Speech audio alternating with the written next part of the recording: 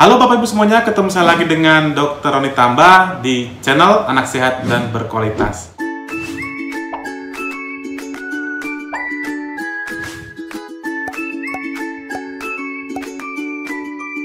Kali ini kita akan membahas satu materi, yaitu apakah ada jenis makanan tertentu yang apabila dikonsumsi oleh seorang ibu menyusui akan meningkatkan kualitas dari ASI-nya. Bapak Ibu semuanya yang baru pertama kali menyimak materi kami, jangan lupa klik subscribe-nya, like, dan boleh di-share kepada teman-teman yang lain agar semua orang bisa mendapatkan materi dan manfaat yang sama. Kita mulai pembahasannya. Kita tahu bahwa air susu ibu merupakan makanan yang terbaik bagi bayi, khususnya bayi di bawah usia 6 bulan. Berilah ASI secara eksklusif. Namun, banyak sekali mitos yang beredar di masyarakat yang bisa mempengaruhi preferensi dari seorang ibu menyusui. Setidaknya ada dua yang saya catat. Yang pertama adalah, makanlah makanan ini supaya ASImu bagus. Atau yang kedua adalah, jangan makan ini dan itu, nanti membuat kandungan ASImu kualitasnya jelek. Dua hal ini tentu banyak sekali membuat ibu menyusui akan galau apakah dituruti atau tidak. Jadi kali ini topik kita adalah apakah memang benar ada makanan tertentu yang dapat meningkatkan kualitas dari ASI. Ternyata makanan yang dikonsumsi oleh seorang ibu tidak langsung serta-merta masuk ke ASI. Tentu dia akan diolah sedemikian rupa, misalnya dari pencernaan, masuk ke aliran darah, dan masuk juga ke yang namanya kelenjar ASI. Jadi makanan itu masuk ke dalam ASI ada dua caranya. Yang pertama adalah sintesis atau dibuat di kelenjar ASI, terutama pada aspek makronutrisi ya, misalnya protein, karbohidrat, lemak atau lipidnya. Sedangkan yang kedua adalah transfer langsung dari plasma darah ibu ke ASI langsung. Ini bisa makronutrisi dan juga ternyata bisa mikronutrisi, yaitu vitamin dan mineral. Jadi dua cara ini nutrisi akan masuk ke dalam ASI. Kita bahas satu persatu. Energi dalam ASI ternyata tidak ditentukan oleh makanan-makanan tertentu yang ibu konsumsi. Namun, seorang ibu harus mempertimbangkan komposisi dan juga jumlah dari makanan ibu. Jumlah yang dimakan ibu memang lebih banyak dibandingkan ketika ibu tidak menyusui. Banyaknya pun tidak segitu banyak sekali. Kurang lebih antara 400 sampai 500 kalori. Tapi tidak usah kita harus menghitung detailnya. Prinsipnya adalah seorang ibu menyusui itu pasti akan sering lebih lapar, sering lebih haus. Untuk itu, makanlah ketika ibu lapar sampai rasa laparnya hilang, dan minumlah sampai rasa hausnya hilang. Kalau misalnya prinsip ini sudah bisa ibu penuhi, maka sebenarnya kandungan kalori yang ibu konsumsi sudah cukup untuk transfer ke ASI ibu. Makronutrisi itu ada 3 tadi ya, ada karbohidrat, ada protein, ada lemak. Ternyata dari segi makronutrisi karbohidrat itu tidak akan meningkat dengan jenis makanan tertentu. Walaupun seorang ibu mengkonsumsi jenis karbohidrat tertentu, itu tidak akan serta-merta langsung meningkatkan jumlah karbohidrat pada ASI ibu.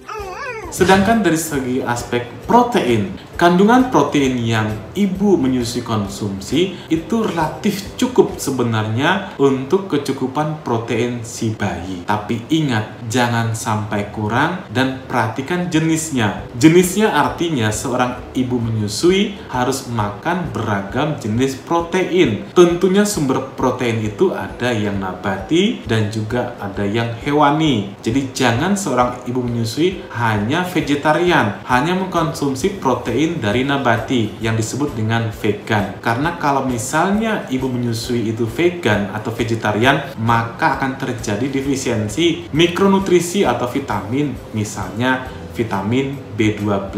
Demikian juga dengan apabila ibu menyusui kekurangan protein, terutama nanti akan menyebabkan namanya kasein dalam ASI akan kurang. Kita tahu bahwa kasein itu berperan dalam absorpsi atau penyerapan kalsium, fosfat, dan juga magnesium. Jadi, makanlah secukupnya. Apabila berlebihan, itu tidak serta-merta akan meningkatkan protein yang signifikan pada ASI ibu.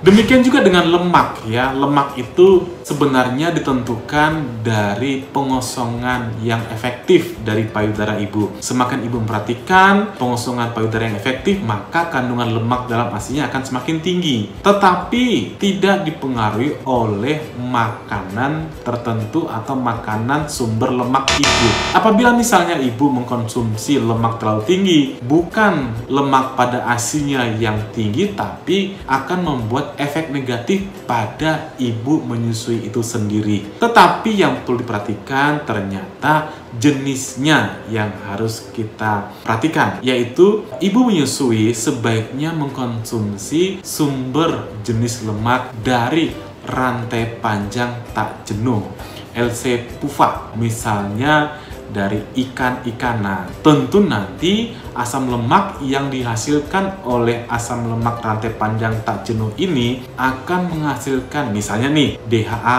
pada bayi kita. Jadi bukan jumlah lemaknya, tapi lebih ke arah jenis lemaknya. Ya, tadi sudah dari makronutrisinya, sekarang dari aspek mikronutrisinya, yaitu vitamin dan mineral. Terutama yang sering dibahas adalah vitamin. Tadi saya sudah paparkan bahwa vitamin dan mineral itu masuk ke dalam ASI lewat transfer plasma darah ibu. Sehingga vitamin itu dalam ASI terpengaruh oleh kadar vitamin ibu.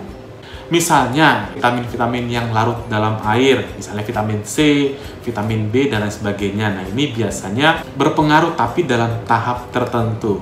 Berlebihan itu tidak bagus. Sedangkan pada vitamin yang larut dalam lemak, yang misalnya vitamin A, D, E, K, itu tidak segitu signifikan, tapi ternyata berpengaruh. Namun, seorang ibu tidak harus mengkonsumsi suplementasi vitamin tersebut asalkan ibu tahu tips dan triknya. Misalnya nih, kandungan vitamin A. Tentu kalau misalnya ibu kontrol kehamilan akan diberikan nasihat oleh dokter kandungan tentang suplementasi atau makanan yang tinggi vitamin A-nya. Demikian juga misalnya vitamin D. Kalau vitamin D itu kan bisa didapatkan dari ibu yang rajin terpapar sinar matahari atau berjemur, sehingga tidak perlu lagi yang namanya suplementasi, entah itu bagi ibunya atau bagi bayinya. Tapi ini juga perlu diskusi lebih dalam dengan dokter kandungan.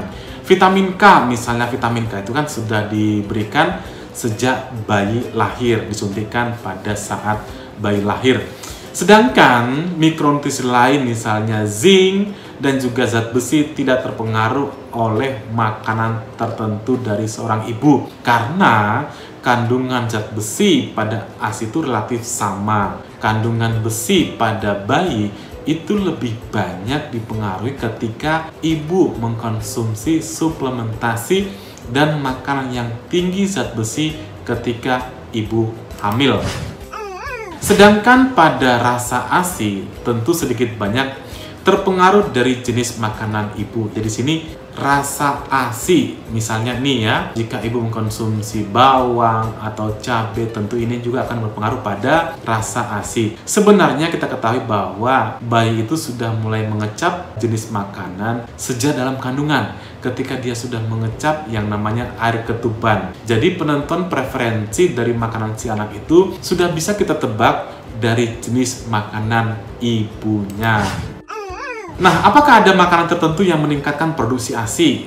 Tidak terbukti sebenarnya, kecuali makanan-makanan sumber makanan galaktogut, misalnya daun bangun-bangun atau daun katuk, jantung pisang. Ini mungkin bisa dipakai untuk meningkatkan produksi ASI. Tetapi sebanyak mana jumlahnya dan apa efek sampingnya belum banyak juga diteliti. Produksi ASI ibu ditentukan oleh dimensi bayinya. semakin sering bayi netek ke ibu, maka produksi ASI ibu akan banyak. Jadi bukan pada aspek makanan tertentu yang ibu konsumsi. Jadi prinsip tadi, makanlah sampai ibu rasa laparnya hilang dan minumlah sampai rasa hausnya hilang. Jadi apa kesimpulannya? Kesimpulannya adalah jenis makanan tertentu itu tidak banyak berpengaruh pada kualitas ASI. Walaupun pada keadaan ibu yang kelaparan atau ibu yang malnutrisi, ya, kemiskinan, itu ASINya masih cukup bagus buat si bayinya. Jika misalnya seorang ibu kelaparan atau misalnya malnutrisi, itu lebih berpengaruh pada kondisi kesehatan si ibu. Demikian juga misalnya jika si ibu makannya berlebihan, misalnya makan lemak yang berlebihan, tentu ini lebih pada efek samping ke kondisi kesehatan ibu. Jadi ibu yang penting adalah menjaga pola makan yang baik sehingga membuat ASI yang dihasilkan itu cukup dan juga kualitasnya juga cukup. Jadi itu Bapak Ibu semuanya, saya sudah paparkan tentang apakah ada jenis makanan tertentu yang bisa meningkatkan kualitas air susu ibu. Mudah-mudahan materi ini bermanfaat bagi kita semua. Salam sehat, dadah!